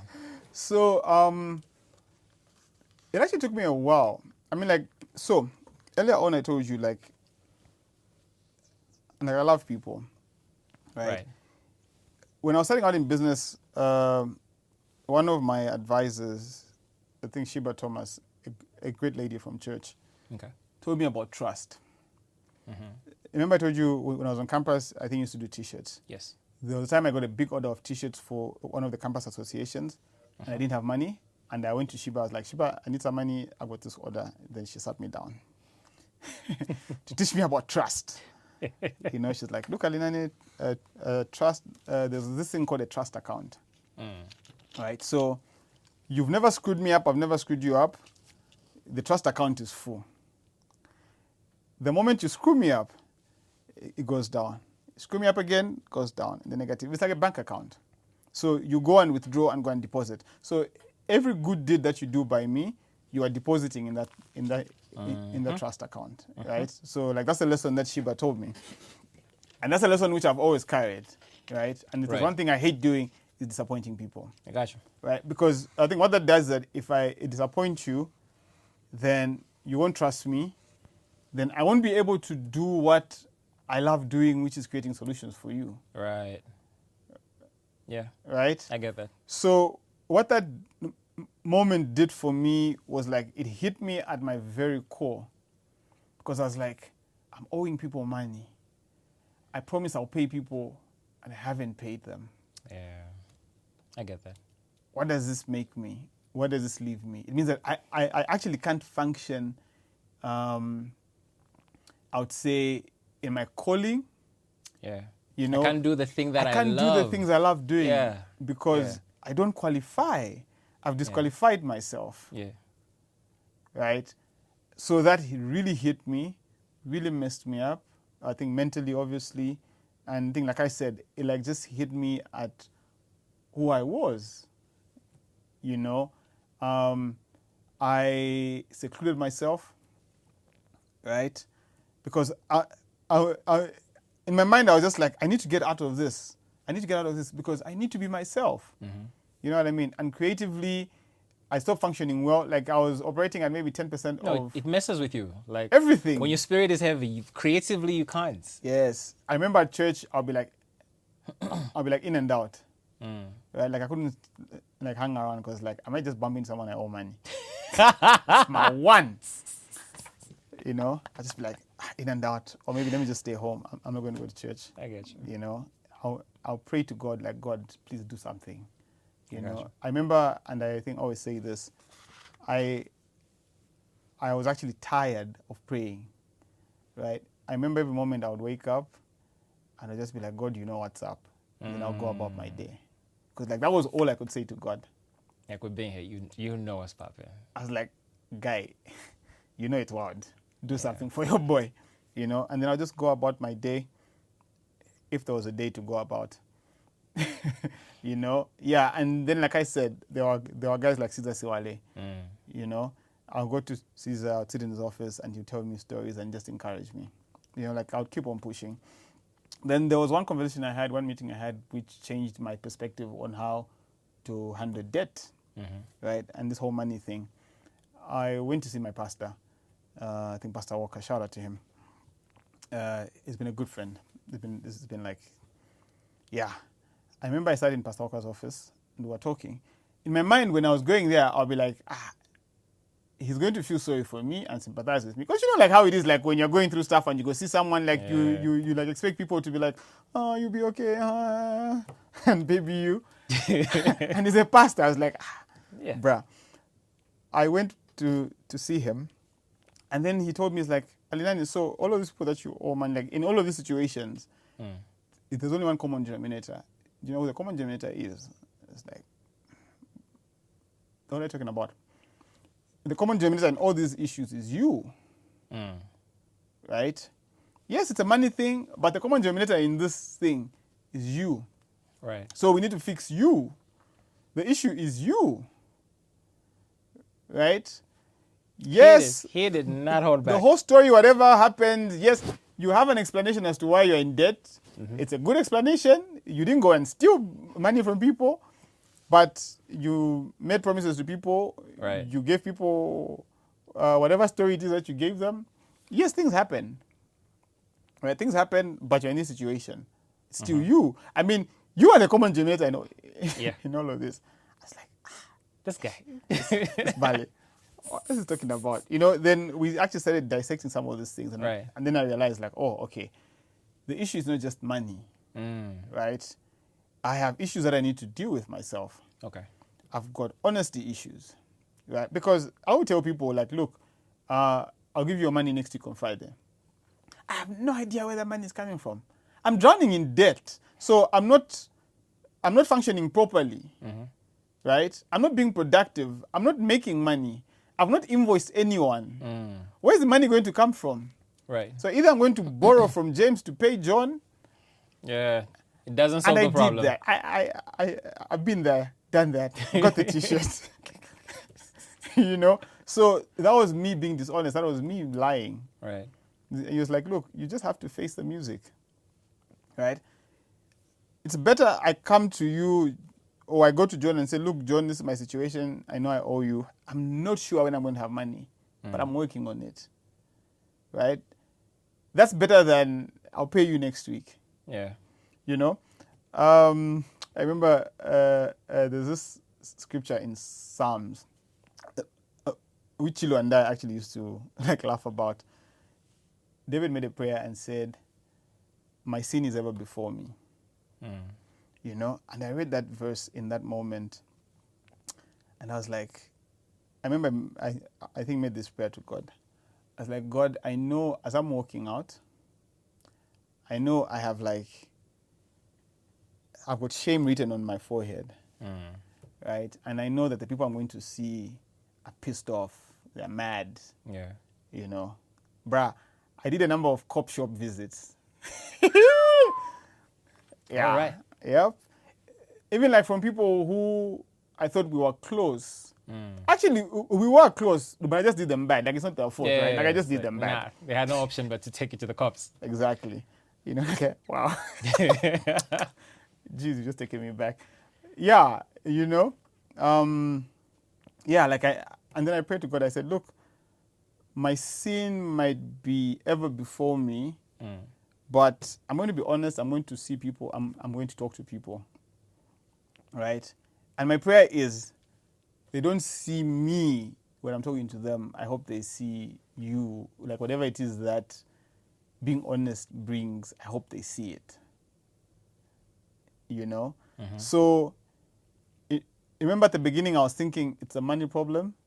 If I have all the money, I can pay off my debt. But, Right. but it actually wasn't that. It was much more than just a money issue. I had to look at my value system. I had to have those tough conversations with myself. Obviously, after having that conversation with my pastor, I had to like have that conversation with myself to be truthful and to be honest, right? Yeah, I mean, yeah. So I had to go up to people and talk to people like, look, this is a situ, right? And you know, it's funny because some of the people that I used to owe then actually we ended up becoming good friends. You know, but it was a very painful period. I remember I had a BlackBerry. I love BlackBerry phones. I always used to have a ringtone on my phone, but for like that moment, that was like 2015, I put my phone on silent, right? Because the phone just used to buzz, and I'll get scared, like literally get scared. And then later on, so like that, I think effect actually thing lingers on till this day, right? Like I've got, what you call it? I've got like PTSD from that, because like every time I see the phone, I was like, who's calling? What have I done? What do they want? Who's about to shout at me? Anxiety. Yeah, you know, like who's just send me a stinker text? You know, shout out to my boy Malachi. I remember with this friend of mine, Malachi. I love you as well. Who like we used to laugh about. Like in that moment, like he would laugh with me. You know, like I had a joint at arcades. At the back, there was a spot that used to have my benches where like the arcades workers would like go chill over lunch. That was my spot.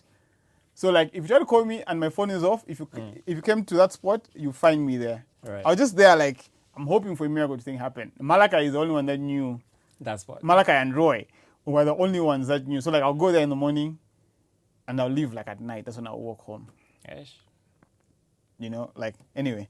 Yeah, so Snap, what was I talking about? Oh yes. So BlackBerry had a flicker light. So like when the phone is buzzing, like that light will go on. So I was like, you know what? From now on, I'm going to depend on that flicker. So I don't put my phone on vibration. I don't put my phone on any ringtone. No. Up to now, like my phone is on silent just because of the anxiety I get from that. So now I'm just like, you know what? If it's important, it's still going to get to me. So like send me a text or something. I'm going to find the text. I'm going to find the WhatsApp. I actually have issues with my wife because my wife is like, I'm calling you, your phone is not. Okay, she doesn't talk like that. She's like, babe, I was calling you. But she didn't pick up. You caught yourself on I love you, babe. I was like, can you remove your phone on silent? So actually only my wife's contact is the only one that has got a ringtone. Right? So at least now like I can set my phone only to my wife's calls Gotcha. is where the phone gets to ring. Everybody else, I'll find your missed call. Or if your phone is ringing and for whatever reason I decide to like look at my phone, then I'm going to pick up your call. Gotcha. So if you always try to call me and I'm not picking up your calls, that's the reason. Please bear with me. I need to get a t-shirt from Chumas. Shout out, bear with me, Chimazi. Bear with me. Yeah, so anyway, yeah, so like that's one of the biggest side effects that I got from that period, right? So like my phone, yeah, like even now, like WhatsApp, I don't participate in the WhatsApp groups. Because like I just have that anxiety, you know, like just have like a rush of messages coming on the phone. Yeah. Like I just feel some type of way. I got you. You know what I mean? Yeah, but anyway, I do respond to my Bible study group, I think WhatsApp group, and my other WhatsApp groups for the guys. Yes, like once in a while to take part. So please don't add me to WhatsApp groups. I'm not going to participate. But anyway, yeah. So now like that moment when I started to take like personal responsibility, is when I actually started seeing things start to change. You know, because the thing is this, right? Like I was living in fear. I was in self-inflicted fear because every day was due date for some payment. Right? Every day was due date. So after that now, like when I was like, okay, I have to face my devils. Or rather, I had to face people. Yeah. I was about to, no, actually, The devils were not the people. Actually, what I meant to say was I had to face my fears. Yeah. And like meet people. Right. Then now like I started freeing up my time.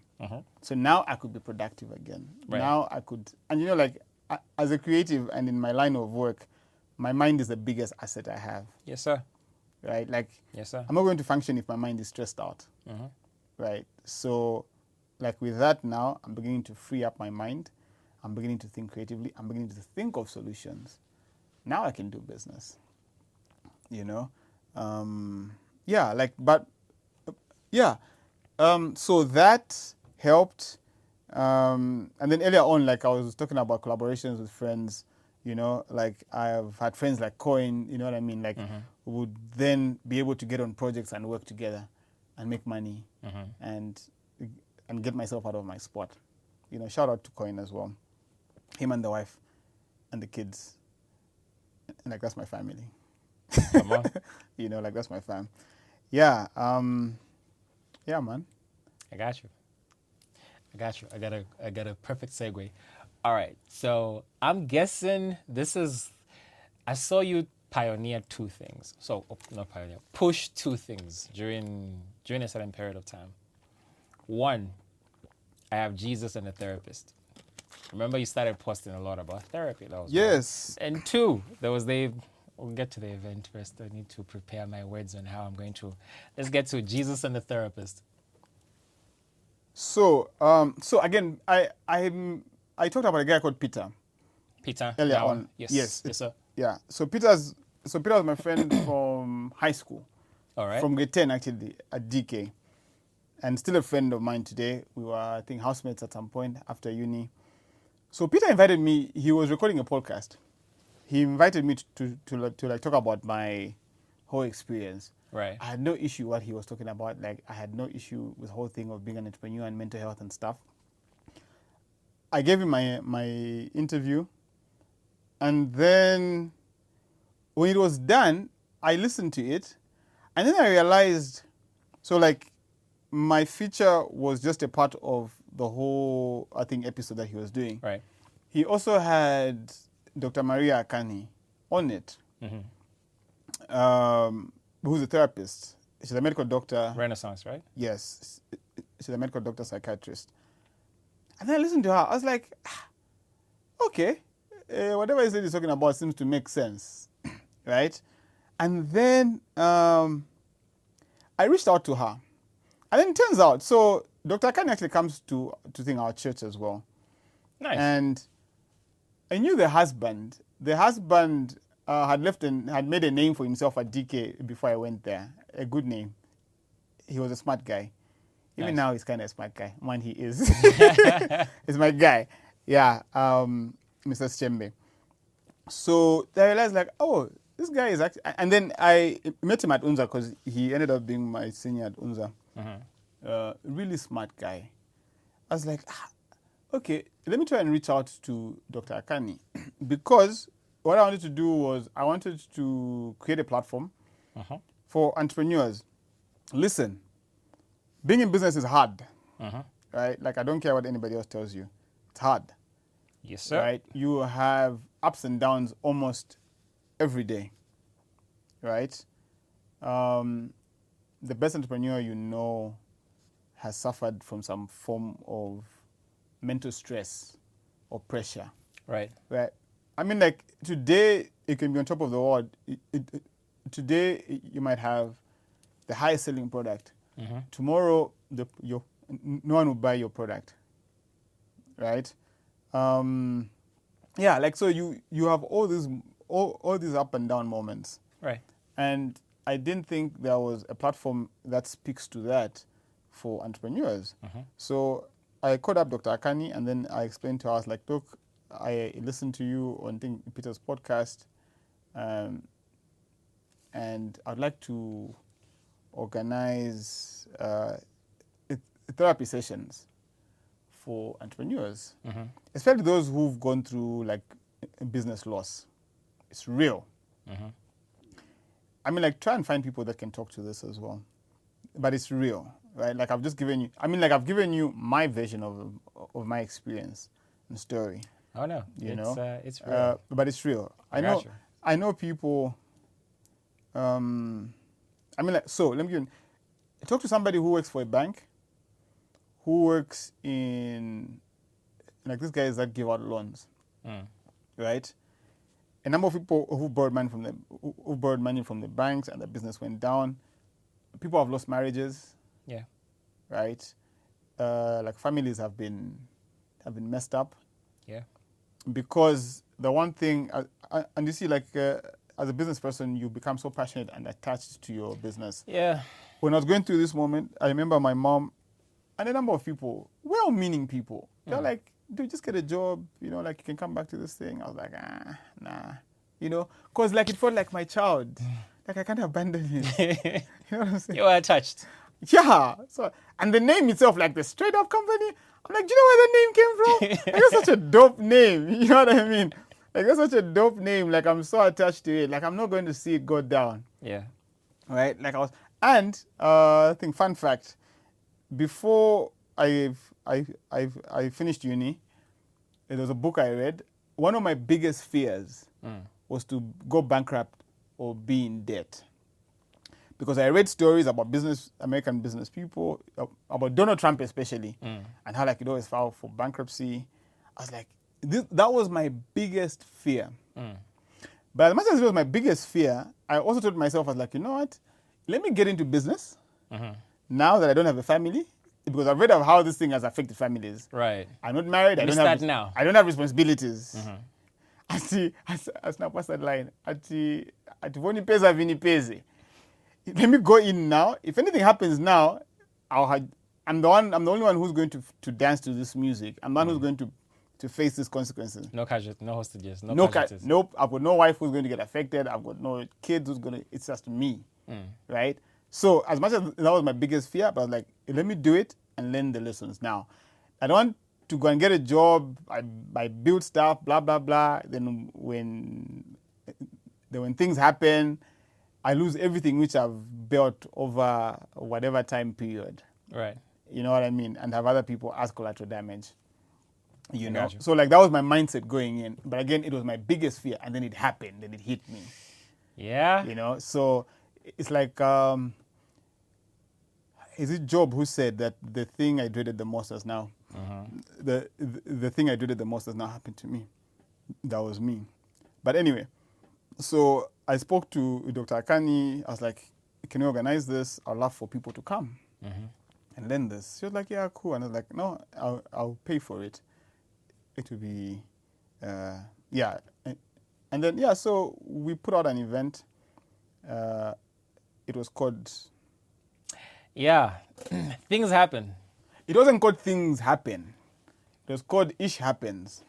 It wasn't called Ish Happens. There's a But word it wasn't there. called ish. Yes, We it's because I'm on cannot- Christian Voice. That's why I'm we not going to cannot say say that. that. It's because I'm on Christian Voice. You know, I saw that. I was like, oh, But if it wasn't on snap, Christian this- Voice, I was going to say, okay, let me say it this way. If it was in the Bible time, we would say cow dung happens. Right? Yeah. All right. Yes, because I think the Bible uses that. We shall go with it. Yeah, so cow dung happens. So ish happens. Some people come through. So when I was doing it, I was thinking to myself, I've healed from this. Let me get people in this. Right. What I didn't know was I actually needed it because I thought I had healed from it. I actually ended up being in the class. So we did about 10 months, 12 months of therapy. I didn't know it stretched that long. Yes, it did. I thought it was just like an event. No. So the one that I advertised was the starting point. So then people came. So people came for that introductory meeting. Aha. We had Dr. Chiwa come in. Dr. Kani wasn't around, so she asked I think Angel to come in and just explain to people what mental health is, what mental illnesses are, what depression is, what clinical depression is, like on the clinical side and then on the non-clinical side, I guess, and just explain to people how the mind works, and how it's important to keep your mind in a healthy state, right? The same way that we go to the gym to keep our bodies fit, the same way that you also need to have your mind, check in. Right, so that you can also keep your mind sane. The same way that you go to church and have your spirit checks in. The same way that we do with your mind. Gotcha. So that was the presentation that was there, and that's the one that we think advertised. And then after that, we're like, okay, if you want to be part of this, you're welcome. Then we tackled a lot of things. Nice. Right. I remember at the beginning of the class, we had an exercise with Dr. Kani where we're like, write a letter to yourself, to your younger self, right? It was a 1-week exercise, so the following week we were supposed to come back with it. I failed to do that. I started, but I failed to do it. The only time I was able to write a letter to my younger self was by the end of like that 10 months. Why couldn't you? Because actually I think it was better for me to write it at the end, because then I got to learn a lot about myself. So when I wrote it at the end, I had become more aware of myself, right? And some of the stuff that was going on in my life. And the other thing why I didn't, that's a good question actually. One of the biggest reasons why I couldn't write a letter to myself was because I felt I had disappointed myself, right? Because I was optimistic, I was driven, you know what I mean? I was a go-getter guy, and then I made some stupid decisions that cost me a lot of things, right? So like I was actually I was mad. I was mad with myself, right? And during that whole I think period, I actually learned to forgive myself. And the letter I wrote to myself, do I have it on this phone? Yeah, I think I do. Let me see. Actually, I think I do. Let me see. Do I have it? You want to share it? I can probably get some parts of it. Let me see. Okay. Let me see if I have it on my notes.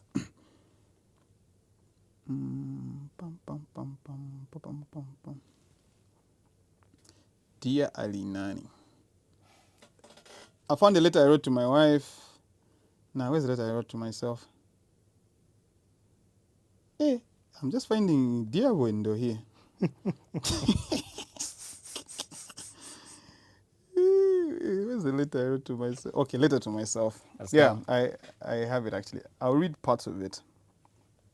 But anyway, yes, so I was mad at myself, and I was able to write a letter to myself. And when I look back at it, actually, I encouraged myself.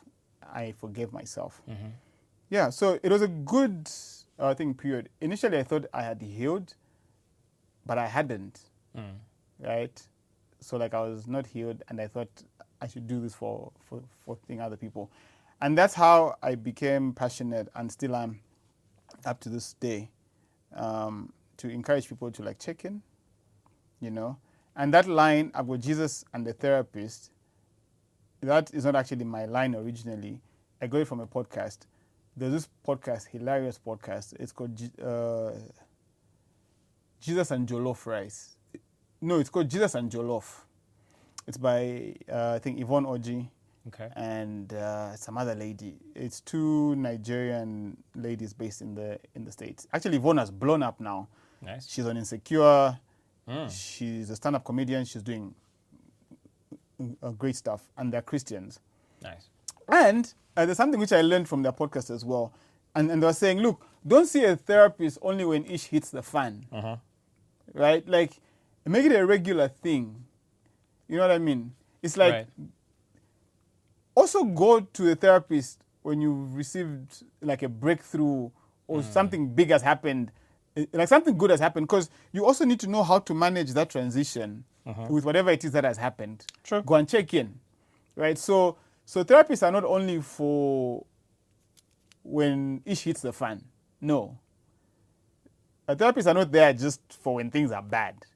No. It's like the same way that like people would encourage you, go to the hospital and just check in. Like, you don't always have to go to the hospital only when you're sick. Right? Yeah, like just go and have your checkup. Just see how, you know, your sugar is doing, your whatever is doing. Go and have your prostate checked. Go and have this checked and that. Don't just go to the hospital when you're like sick and it's showing. You know, so it's the same even with the therapist. Go and check in. Even when something good has happened, like you've landed a good job, you know, because obviously your mind is playing numbers on you. Yeah. You know, so go and think check in. So I think Yvonne is the one that said, I have Jesus and the therapist. I was like, that's dope. So like that's me, right? And I'll plug in Dr. Akani again because she's been very helpful and very instrumental in my life. I should have her on the show at some point. Yes, you should actually. I'll reach out. Yeah, you should. So, are you gonna read parts or? Yes, I'm going to read. All of it or parts? I'm going to read some parts of my Shoot. letter. So, Hit me. dear Alinani, this is weird. I thought you were too fast, too ambitious, too daring. Actually, I judged you wrong. You are actually innocent. Naive, maybe, but your heart was in the right place. I actually miss you, my guy. Oh, man. Sometimes I actually feel like I don't have what it takes to carry your name and your legacy. You died that I should live. You lost that I can find. You sacrificed that I should have. You put yourself in harm's way that I should be safe. I go through your journals and see such great ambition. What were you thinking, dude? LOL. I hated you for the choices you made and the consequences thereof. But I realized that if it was me, I'd have probably made the same choices. Please forgive me for being too harsh on you. I also forgive you for the pain your action caused to me and to those around you. Bro, I think I'm onto something. And actually, I think this is where, this was when we were starting Straight Up Sports. Bro, I think I'm onto something. There's a part of you in me that keeps me going. That optimist part of you hasn't died. I thought it did, but nah, it's on. And that's taking me to my destiny. I love you, dude. I am because you were. I miss you all, Alinani, but I'm glad you sacrificed that I should live. Oh, by the way, I'm always reminded that I'm just a steward and I'm still all about others and making things happen for other people and not myself, just like you were. Grace and peace. New Alinani. Alinani, we have come to the end of our show. I feel like that's such a beautiful point to end this. I'm going to have you back. You better be willing to come back. Yeah, I'll come back. There's so many things to talk about. I'll come back. Bring Ronnie. I'll come back with Ronnie. Yeah.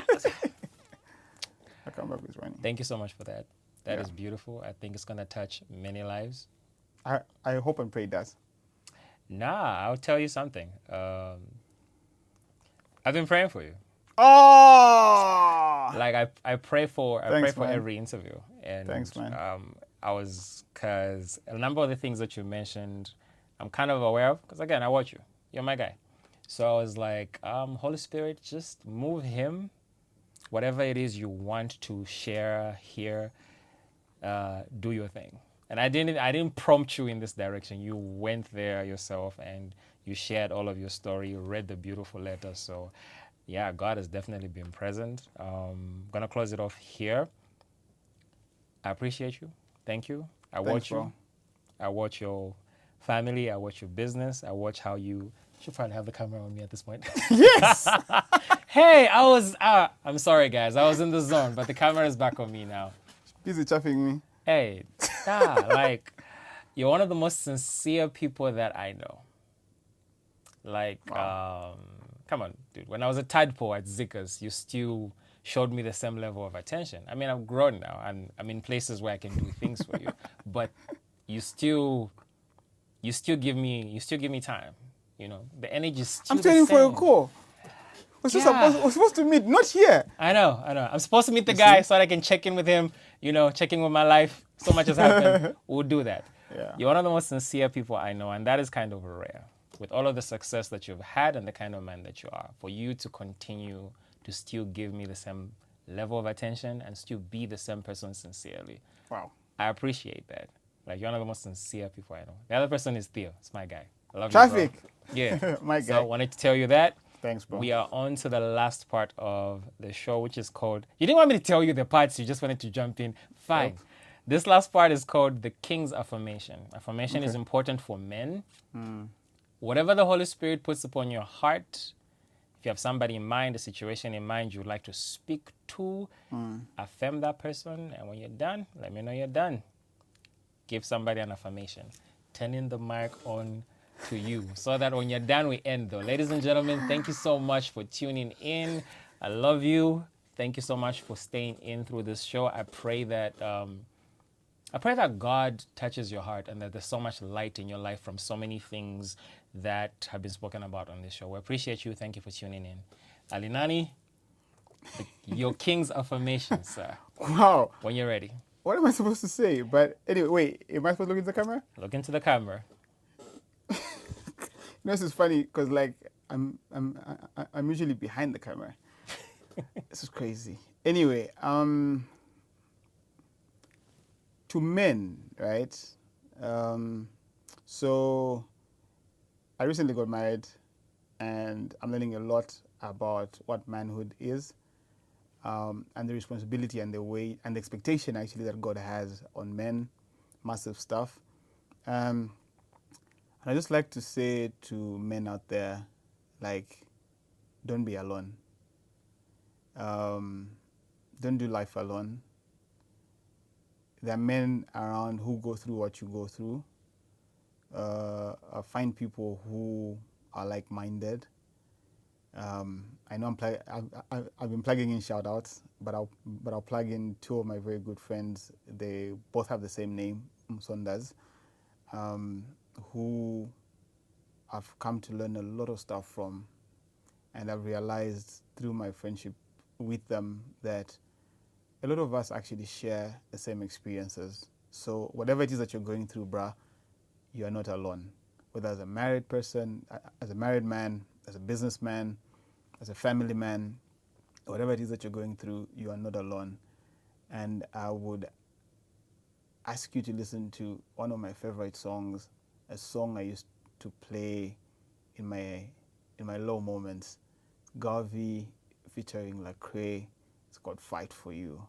Listen to that song, and I pray that God can speak to you in that song. And remember that if you're not doing life alone, if you've got people around you, you have people that will fight for you. Have people that will fight for you, right? Like, it's not every battle that you have to fight alone, but have people around you. Yeah, whatever it is that you're going through, you're not alone going through it. So have people around you who can speak into your life and encourage you. I hope that's good enough.